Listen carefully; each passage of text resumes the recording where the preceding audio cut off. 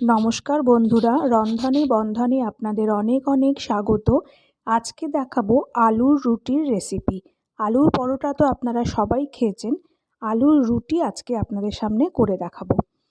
সেজন্য দুটো মিডিয়াম সাইজের আলু সেদ্ধ করে নিয়েছি। এবার আলুগুলোকে হাত দিয়ে একটু ম্যাশ করে নিচ্ছি। আপনারা ইচ্ছে করলে ভেজিটেবল ম্যাশার দিয়েও ম্যাশ করে নিতে পারেন। সমস্ত আলু খুব ভালো করে ম্যাশ করা হয়ে গেছে। এবার এর মধ্যে দিয়ে দেবো দুটো মিডিয়াম সাইজের পেঁয়াজ, দুটো কাঁচা লঙ্কা আর কিছুটা ধনেপাতা ছোট ছোট করে কেটে রেখেছিলাম, সেটা দিয়ে দিলাম হাফ চামচ নুন,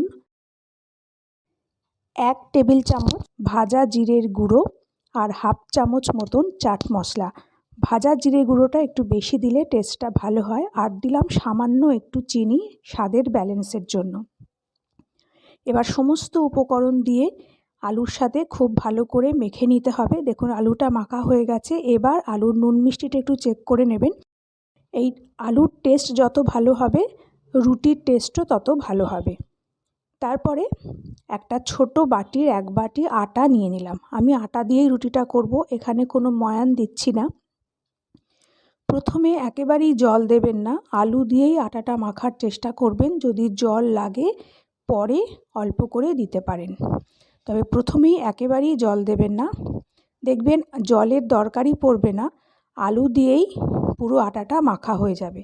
আর আটা কিন্তু খুব বেশি দেবেন না, কারণ আলুর টেস্টটা তাহলে রুটির মধ্যে পাওয়া যাবে না। দেখুন আমি জল ছাড়াই কিন্তু খুব ভালো করে আটাটা মেখে নিয়েছি। আটাটা মাখা হয়ে গেছে। এবার এখান থেকে লেচি কেটে নেব। লেচি কাটার আগে হাতের মধ্যে একটু আটা মাখিয়ে নেবেন, তাহলে আর লেচি কাটার সময় হাতে লাগবে না। যেরকম আমরা নর্মালি রুটির জন্য লেচি বানাই তার থেকে একটু বড় সাইজের লেচি কেটে নেবেন। আমি যে পরিমাণ উপকরণ নিয়েছি তাতে আমার 5টা লেচি তৈরি হয়েছে, মানে 5টা রুটি আমি তৈরি করতে পারবো। এবার রুটিগুলোকে বেলে নেব। একটা ছোট বাটিতে কিছুটা আটা নিয়েছি। এবার একটা লেচির গায়ে আটা একটু ভালো করে মাখিয়ে নেব, তবে খুব বেশি আটা দেওয়ার দরকার নেই।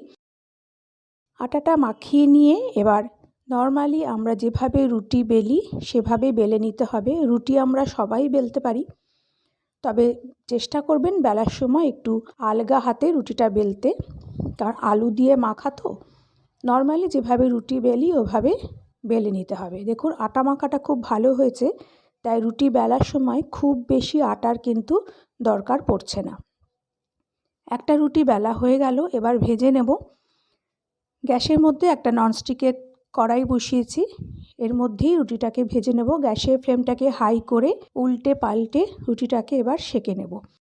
রুটিটা ভাজার পরে আপনারা ইচ্ছে করলে ডাইরেক্ট গ্যাসেও রুটিটা সেঁকতে পারেন, তবে আমি গ্যাসে সেঁকছি না। এভাবেই তাওয়াতে সেঁকলেই কিন্তু খুব ভালো রুটি তৈরি হবে, একটুও কাঁচা থাকবে না।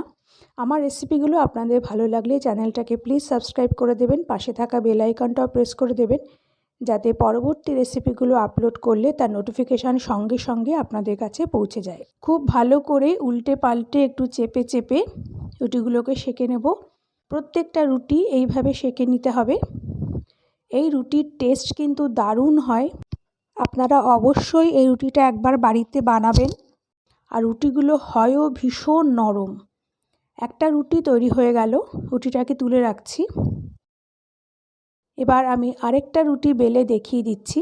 লেচির গায়ে অল্প করে আটা মাখিয়ে তারপর যেমন আমরা রুটি বেলি সেভাবে আলগা হাতে বেলে নিতে হবে।